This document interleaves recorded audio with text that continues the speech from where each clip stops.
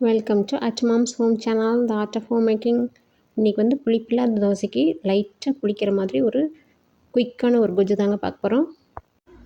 அதுக்கு முன்னாடி நம்முடைய அட் மாம்ஸ் ஹோம் சேனலில் வீடியோக்களை வகையாக பிரித்து ஆன்மீகம், ஆரோக்கியம், சமையல், மெயின்டெனன்ஸ், ரிவ்யூன்னு சொல்லிட்டு ப்ளேலிஸ்ட்டில் போட்டு வச்சுருக்காங்க. போய் செக் பண்ணி பார்த்துக்கோங்க. இப்போ வாங்க குஜ்ஜு எப்படி குயிக்காக பண்ணலான்னு பார்க்கலாங்க.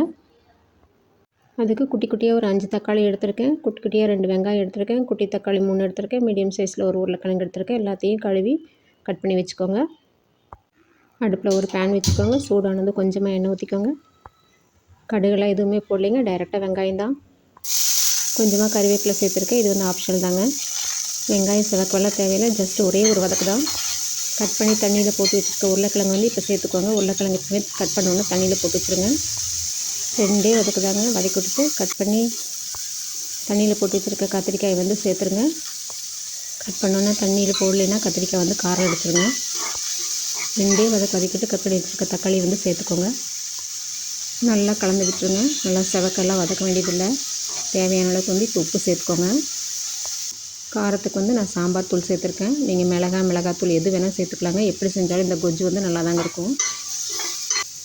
1/2 கப்பு வந்து தண்ணி சேர்த்துக்கிறேன். நீங்கள் எவ்வளோ காய் கட் பண்ணி வச்சுருக்கீங்களோ அதுக்கேற்ற மாதிரி சேர்த்துக்கோங்க.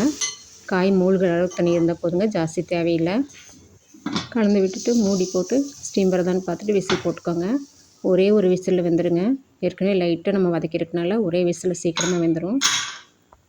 ஒரு விசில் வந்தோடனே இறக்கி வச்சுருங்க. அதுக்குள்ளே வந்து நம்ம தோசைக்கு வந்து மாவு ரெடி பண்ணிக்கலாம். ஒரு 5 கரண்டி மாவு எடுத்துக்கிறேன். நீங்கள் தேவையான அளவுக்கு எடுத்துக்கோங்க. அதில் வந்து தேவையான அளவுக்கு உப்பு போட்டுக்கோங்க. தூள் உப்பு போட்டுக்கோங்க. நம்ம உடனடியாக சேர்க்கறனால கல் உப்பு கரையாது. தேவையான அளவுக்கு தண்ணி ஊற்றிக்கலாங்க. மாவு நல்லா டைல்யூட்டாக இருக்கணுங்க. நல்லா கலந்து விட்டுருங்க. பாருங்கள், இந்த அளவுக்கு நமக்கு டைல்யூட்டாக இருக்கணும். ரவா தோசை இருக்கிற பதத்துக்கு மாவு இருக்கணுங்க. அப்போ தான் தோசை வந்து நமக்கு மெலிசாக கிடைக்கும். தோசைக்கல்ல அடுப்பில் ஏற்றிட்டு லேசாக தண்ணி தெளித்து பார்த்துட்டு காஞ்சிருச்சுன்னா ஒரு கரண்டி மாவு எடுத்துகிட்டு சுற்றிலும் தோசை பார்த்துட்டு நடுவுலையும் ஃபில் பண்ணிக்கோங்க.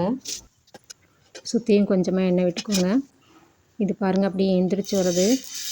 எனக்கு வந்து இந்த தோசைக்கல் வந்து ஆப்பக்கல் மாதிரி லைட்டாக பெண்டாயிருக்கனால நடுவில் கொஞ்சம் லைட்டாக திக்னஸாக இருக்க மாதிரி இருக்குங்க. நீங்கள் ஃப்ளாட்டான கல்லில் தோசை ஊற்றுனீங்கன்னா இனிமேல் ஃபுல் தோசையும் பார்த்திங்கன்னா கண்ணாடி பதத்துக்கு நல்லா வரும், உங்களுக்கு முருகி வரும். இந்த தோசை வந்து நம்ம புது மாவில் செய்கிறோங்க. சில பேர் வந்து தோசை புளிக்கக்கூடாது, அப்படியே ஃப்ரெஷ்ஷாக சாப்பிடணும்னு நினைப்பாங்க. அவங்களுக்காக தான் இந்த ரெசிபி. மாவு புளிப்பில்லாமல் இருக்கிறதுக்காக தான் நம்ம இந்த கொஜ்ஜில் வந்து லைட்டாக புளிப்பு சேர்க்குற மாதிரி தக்காளி சேர்த்து இந்த கொஜ்ஜு பண்ணியிருக்கோம். ஸ்டீம் போயிருக்கோம். நான் வந்து வெந்த காய்கறியில் ஒரு மண் சட்டிக்கு மாற்றிக்கிறேன். நீங்கள் வேறு ஏதாவது பாத்திரத்தில் போட்டாலும் சரி. நான் வந்து மத்து வச்சு இன்றைக்கி கடைய போகிறேன். நீங்கள் வந்து மேஷர் வச்சு கூட மேஷ் பண்ணிக்கலாம். சில பேர் வந்து 1-2 மேஷ் பண்ணி அப்படியே சாப்பிடும்போது காய் வந்து தட்டுப்படணும்னு நினைப்பாங்க. சில பேர் வந்து மைய மசிக்கணும்னு நினைப்பாங்க. உங்களுக்கு எப்படி பிடிக்குமோ அந்த மாதிரி மசிச்சு எடுத்துக்கோங்க. நான் பாருங்கள் இந்த கன்சிஸ்டன்சியில் வச்சுருக்கேன். தோசைக்குங்கனால இந்த கன்சிஸ்டன்சியில் வச்சுருக்கேன். இட்லிக்குன்னா நீங்கள் கொஞ்சம் தண்ணி ஊற்றி டைல்யூட் கூட பண்ணிக்கலாங்க. நம்மளோட சுவையான குஜ்ஜு தயார். இது வந்து இட்லிக்கு, தோசைக்கு 2க்குமே வந்து நல்லா சூட் ஆகுங்க. குயிக்காக ரெடி பண்ணிடலாங்க. இந்த வீடியோ உங்களுக்கு பிடிச்சிருக்குன்னு நினைக்கிறேன். பிடிச்சதுன்னா ஒரு லைக் பண்ணுங்கள். யாருக்காவது பயன்படும் நினச்சிங்கன்னா ஷேர் பண்ணி விடுங்க. அதுக்கு முன்னாடி மறக்காமல் சப்ஸ்கிரைப் பண்ணிடுங்க. பெல் பட்டனை கிளிக் பண்ணி ஆளுங்கிற ஆப்ஷன் செலக்ட் பண்ணிக்கோங்க. தேங்க்ஸ் ஃபார் வாட்சிங்.